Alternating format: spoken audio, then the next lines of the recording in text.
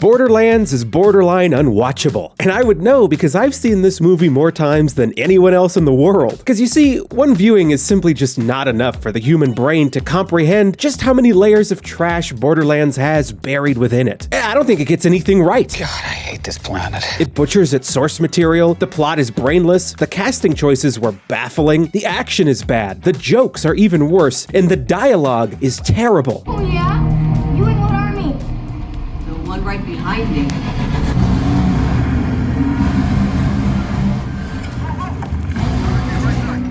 And all of that was just stuff that I noticed from my first viewing. The movie only continued to get worse with each and every playthrough. I figured that the best thing I could do for my fellow moviegoers was to block them from entering the theater. And thanks to my efforts, Borderlands lost $100 million.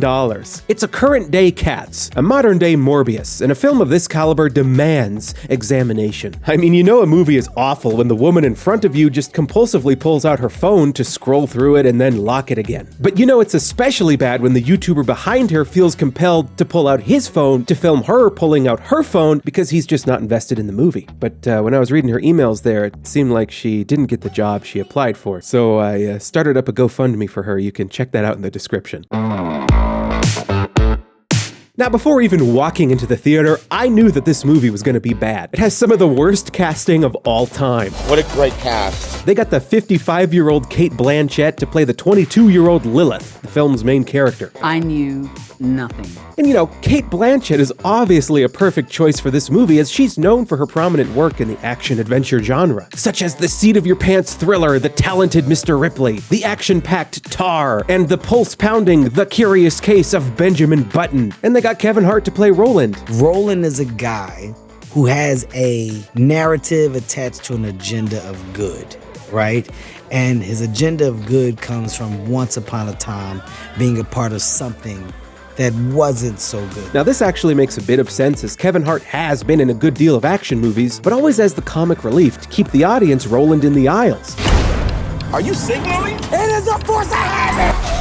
And he needs to be the comic relief because it's hard to take somebody who's 4'6" seriously in a dramatic action role. So for some reason, they gave Kevin Hart one of the most serious roles in the movie. Kevin Hart wanted to be part of it, really wanted to reinvent himself as an action star, and then we said, you know, the only way you're gonna do it is if you just do it. So just to reiterate how messed up this is, the only actor they put in this movie who was best suited for comic relief has been relieved of his comedic role and is now expected to be taken seriously, which is, in and of itself, comedic. Feel free to applaud.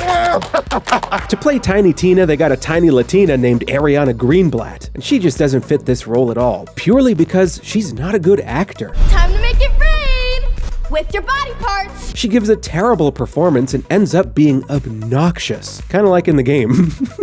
And you know, what the heck is Jamie Lee Curtis doing in this movie? I don't think she herself even knows. So I play a scientist who helps Lilith, who is Cate Blanchett.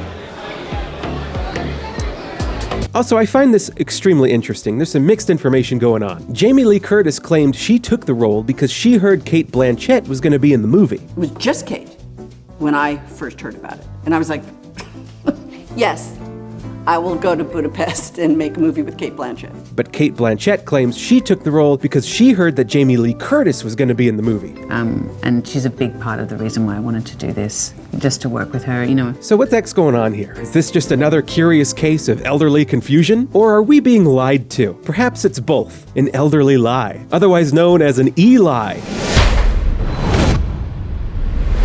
Why they picked Eli Roth to direct this is beyond me. It's pretty common for a big Hollywood studio to hire an unproven director to helm a big budget Hollywood movie, right? They had Colin Trevorrow write and direct Jurassic World, they let Peter Jackson write and direct Lord of the Rings, they let James Gunn write and direct Guardians of the Galaxy, and these are just 3 examples. This happens a lot, but in every case like this, each of these directors were chosen for the job because they had at least shown us that they knew how to make a good movie with a small budget. And one thing they all had in common was they were all chosen towards the beginning of their career. Now, Eli Eli Roth has been working for 22 years, and he's yet to make a single good movie. He's mostly known for making subpar horror schlock like the first 2 Hostel movies, Cabin Fever, and Death Wish. So hiring Eli to write and direct your romp-roaring, planet-spanning, big-budget action-adventure movie is extremely unwise. Because of Eli, the action scenes were poorly shot and had barely any choreography put into them. It was mostly just people shooting, cutting to other people shooting, and cutting back to more shooting. Every once in a while, there's some hand-to-hand combat, but it's, again, mostly just shooting, which is the easiest, most bare-bones way to shoot an action scene. I think the only person in the world who likes the Borderlands movie is this guy right here. They know that we've made something original, something fresh. I mean, come on, Randy. This movie is absurdly derivative of Star Wars, Indiana Jones, and Guardians of the Galaxy. But whatever, we can't really take Randy's words seriously because he's lied about a lot of stuff. Duke Nukem. This isn't a game I should really even be talking about because we can't believe talk anymore, really, right? This is a game we need to kind of see to believe. We need to play it to believe it. So we brought it to PAX so people can play it. And this is one of the best days of my life. Aliens, Colonial Marines. And I'll tell you, the game is great if you play it alone. You turn the lights off, you turn the volume up, and you immerse yourself in it, and it feels like you are back in the sequel to the Aliens franchise. And the amount of money he intended to pay his employees. Randy Pitchford has a consistent history of twisting the truth and engaging in shady, inappropriate behavior. Here's a fun fact about our boy Randy Pitchford. He once left a flash drive of his at a family-friendly restaurant. Now, on this flash drive were several secret documents involving upcoming Gearbox projects. Oh, and there was also a video of a cam girl on there. And in this video, she started shaking a bottle of squirt. Then she would open it up to squirt it all over the place. You know, kind of like that. Except instead of doing it with a soda bottle, she did it with her vagina. One night I was watching cam girl pornography. So I'm going down this rabbit hole and I'm you know, and you see like there's hundreds and they're just these little thumbnail images of different performers doing their bits. And this one is just, it's a woman who is masturbating, and when she has some experience that appears as if she's having an orgasm, a huge amount of fluid comes out of her vagina. Oh. I realized, I see this happen. She had a tube under her with milk squirting out. Wait, Jay. This is not a sex worker. This is a fucking magician. So much like the cam girl's floor, this movie was such a mess. It's in my mouth! It was so bad that after my first viewing, I had trouble getting all my thoughts written down for this video. So I decided to just try and talk them out instead. Action. Hi, I'm Ren. Today I just saw the Borderlands movie. I don't know what to say about this movie right now. I know it wasn't good. Like, it wasn't even close. I was unable to fully experience the movie in its entirety because my brain was blocking out like just how awful it is. And when I figured that out, the credits rolled. So I think to actually give a proper review of this movie, I have to see it again. If you have people in your lives that you want to introduce to Borderlands but aren't going to play the game with you, this movie's how you do it. You can bring your family, your loved ones, bring them to the movie. And introduce them to Borderlands. They're going to love it. I took Randy Pitchford's advice and I brought my girlfriend to the movie. You excited for the movie? No. No. Are you excited now? Now? From 10 seconds ago? Yeah. No. And just like that, our fates were sealed. So into the movie we went for another hour and a half of unabashed trash. How was it the second time? It was way worse. It was bad. Like, I feel drained. So I was taking notes, right? And I marked how many times people laughed at the jokes in the movie. Two laughs. You didn't laugh once.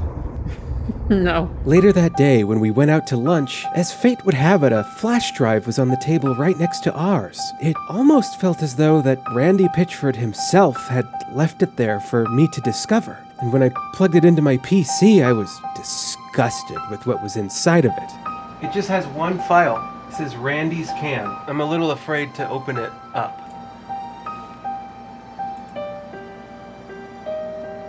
Oh my god, I'd know this image anywhere. This is the whole movie. Holy shit, this guy just left the entire movie on a flash drive. What a moron. Now I get to use this in the review to show it to you guys. In my second viewing, I noticed so many more things that were wrong with this movie. But first off, I was able to pinpoint why none of the action works. And none of it works because there's never any stakes. It never feels like our main characters are in danger. So in one of the first action scenes, they're driving a big old truck away from Atlas, right? But the car itself is indestructible. It drives through things, it gets shot at, it gets blown up, gets hit by a thresher, jumps through a thresher, and the only consequence from all that was that the car lost a tire, which they just replaced. Now in the following action scene where they're fighting all those psychos, none of those psychos have any guns. So they're just running straight towards our heroes and getting shot, kind of like how they do in the games. But that just makes for a bland action scene. And Claptrap himself is practically invincible. The guy literally shits bullets. Oh, big bullet coming! And then in the final action scene, Lilith becomes so powerful that she literally makes everybody invincible. So like, there's right? It leaves me speechless. There's nothing. And then to make matters worse, nobody reloads their gun once throughout the entire movie. Everybody's got unlimited ammo in their guns. But then what was crazy to me was I had literally just seen this movie the day before, and I was shocked at how much of it I forgot. Like there's a scene where Lilith is trying to give this beacon that Atlas gave her to Tina when they meet, and she's like going through her jacket, and then for whatever reason, she's like, whoop, she drops it on the ground. And then she can barely even find it. She's struggling like an actual old woman, fumbling like a fogey. It's like she's this badass. She's doing flips and shooting cars and sniping guys, but she can't even like pull something out of her pocket. Okay, I didn't like how things were looking earlier, so I swapped out to this camera. This looks much better. This is a completely new video format that I'm doing here, so I'm just kind of feeling things out as I go. So my second viewing was pivotal because it allowed me to pinpoint just why exactly I wasn't able to fully process this movie in my first viewing. Because this movie is so unnecessarily convoluted, especially for having such a simplistic plot. Okay, so in the very beginning of the movie, Roland rescues Tiny Tina with the intention of bringing her back to her dad, because her dad hired him to get her. But also, Lilith was hired by Atlas to find Tiny Tina so that Lilith could bring Tina back to her dad. But then when Lilith meets up with Tiny Tina and Roland has for some reason decided not to bring Tina back to her dad. Why? We're never told. Somewhere along the way, I guess Roland had a change of heart. So the villain, who is Atlas, wants to open up the vault because he wants to use whatever's in the vault as a super weapon to do something, rule the galaxy perhaps. We're never told. But to open the vault, you need 3 keys. But what's weird is when we meet up with Tiny Tina and Roland, they already got the first key off camera. 1 key down, 2 more to go. And of course, me! So all they need to do is find the second key, but they don't need to find the third key, because the scriptures say that Tiny Tina is meant to be the third and final key, because she was cloned using Iridian blood. This is important because only the daughter of an Iridian can open the vault. What's an Iridian? An ancient civilization that existed thousands, hundreds of years, millions of years ago, a long time ago in a faraway galaxy. But here's the movie's twist. Tiny Tina wasn't the daughter of an Iridian. She was the daughter of a test tube. So, big surprise, Tina wasn't actually the key. Lilith was the third key all along, because she was the true daughter of an Iridian. But Lilith didn't know any of this because her mother abandoned her at the age of 8. And her mother would have been able to tell her all this stuff. But again, she abandoned Lilith by dying. So it was Lilith's mother's final request to have Jamie Lee Curtis send Lilith away from the planet of Pandora so that she wouldn't have to open the vault. But she also programmed the Claptrap to come and find Lilith just in case Lilith ever returned to Pandora so that the Claptrap could help her get to and open the vault. I just figured it out. Your mother gave you to me to take you away from here so you would never have to open that vault. Well, that worked out great. So look, I had 4 cards worth of notes in there, right? I missed all of this stuff on my first viewing. So who knows how much stuff I missed on my second viewing, right? Mm-hmm. That means I'm probably gonna have to see it a 3rd time. Ready for day 3?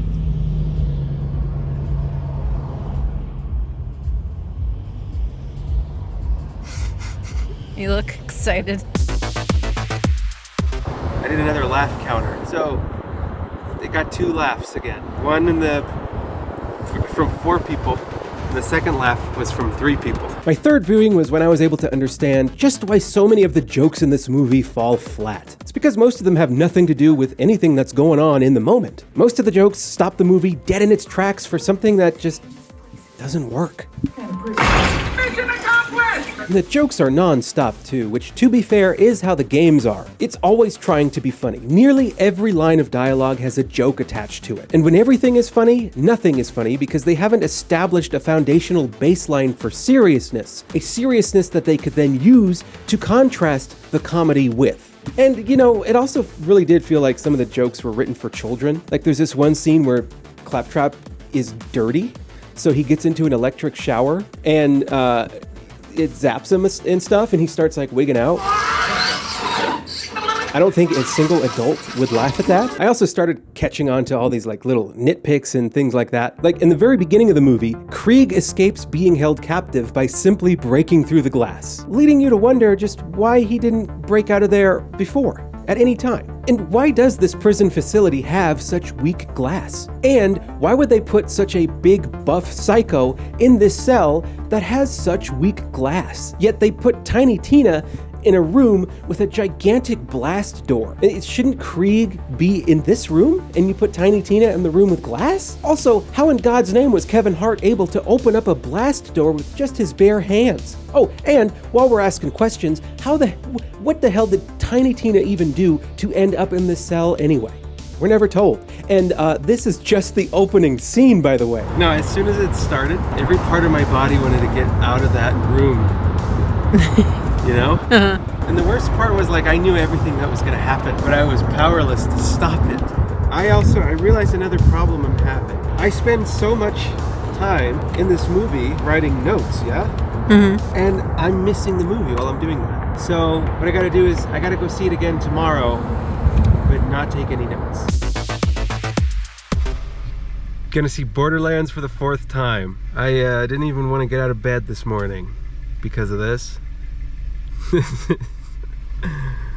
This is not good. I just saw Borderlands for the 4th time.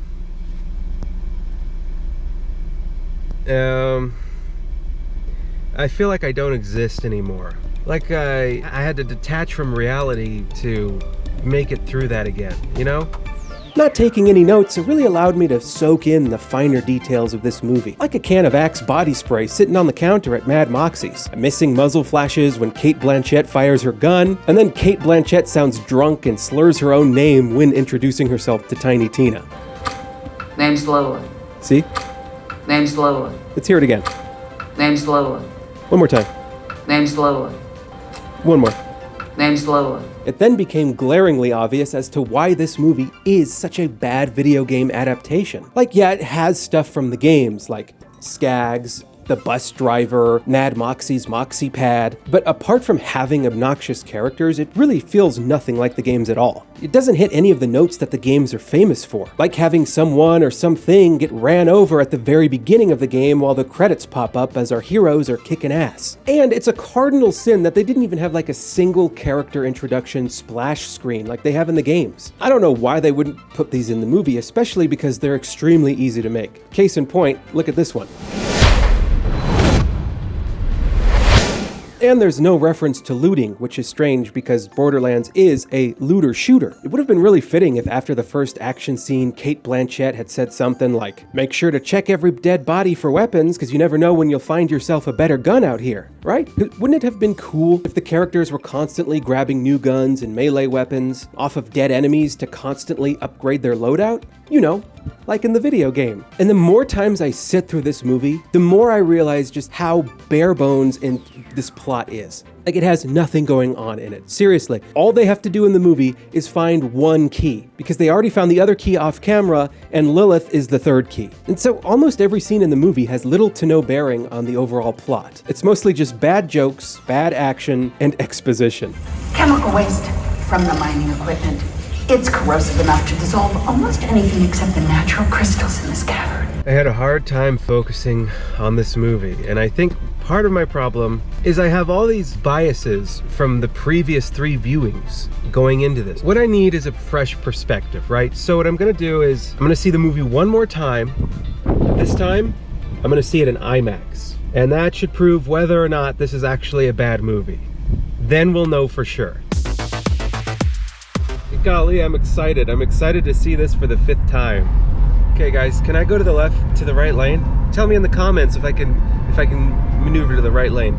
For this video's climax, I decided to see it in IMAX. And when I walked into that theater, I felt a sense of closure as I knew this would be my last time watching Borderlands. And I was pretty thrilled about it. The theater was as empty as Randy Pitchford's chest. The IMAX intro caused my chest to rumble. The visuals had never been clearer. The jokes had never sounded crisper. And with the deafening sound of the IMAX speakers, it was impossible to tell if anybody else was laughing. Or perhaps that's just because there was no laughter to be heard. As I sat there and experienced the movie for what it truly is. Of course, you're not here for small talk. You are here to find the gold. I came to the realization that this movie is really nothing more than obnoxious mediocrity. And when you put it like that, I guess it's not such a bad video game adaptation after all. I hope you guys enjoyed the video. Why don't you go ahead and leave it a like? Hi, I did it. I saw the movie 5 times, and there's only 5 other people in there with me, and they didn't laugh a single time. So what did we learn today? We learned that Randy Pitchford has terrible taste, that Borderlands has absolutely no redeeming qualities as a movie, and watching a terrible movie 5 days in a row has surprisingly serious implications on your mental health. But you know, that's YouTube, baby.